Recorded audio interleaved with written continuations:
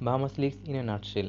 On 20 September 2016, the International Consortium of Investigative Journalists (ICIJ) published information on more than 1,75,888 shells companies, trusts and foundations registered in the Bahamas. The 38 gigabytes of data showed that several current and former heads of state and government and high-ranking politicians includes the name of directors. As with the Panama Papers, these leaks may shine new light on the practices, policies, and measures used by taxpayer and tax jurisdiction, as well as politicians, business people, and criminals, which render revenues and tax bases opaque, thus reducing tax bills. Let's see what are the Bahamas leaks. The Bahamas leaks cover more than 35 years of information on companies, trusts and foundations registered in the Bahamas between 1990 and the beginning of 2016. An expose of offshore links of politicians, business people, financiers and fraudsters. Unlike the Panama Papers scandal, where files have been leaked from the Panamanian law, Mossack Fonseca,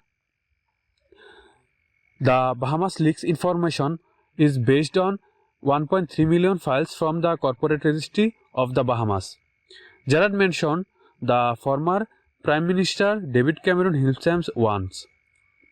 To own the direct offshore companies is not legal in general, and they may be set up for lawful business reasons, but often those involved are seeking discretion or an anonymity. The result is the creation of series of companies, front companies, shell companies, offshore companies and letterbox companies, as well as trusts which may be used to shelter funds discreetly. These Bahamian corporate registry files may thus help tax collector to identify beneficial owners. European Parliament's thoughts on this scandal.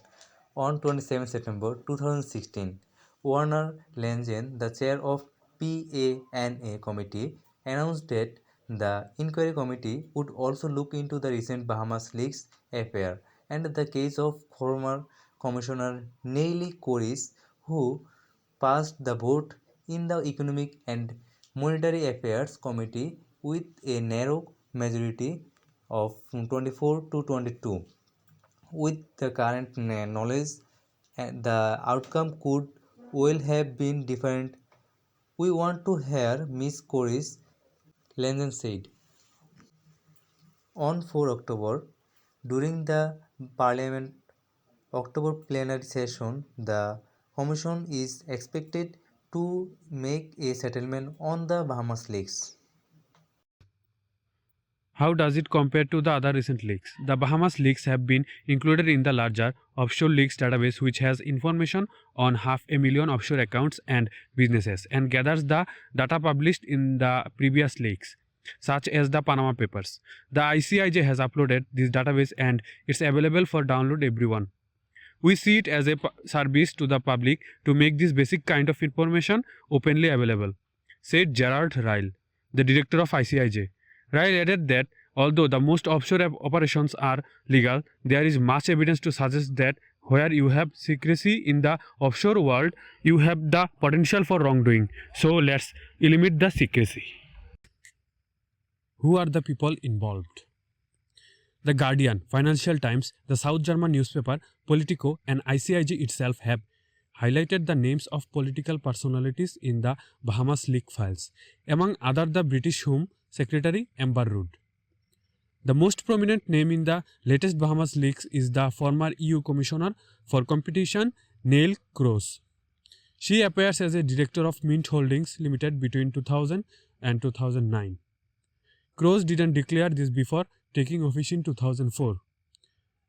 Mint Holding is owned by Amin Badr al-Din, a polo-playing ex-advisor to the President of United Arab Emirates.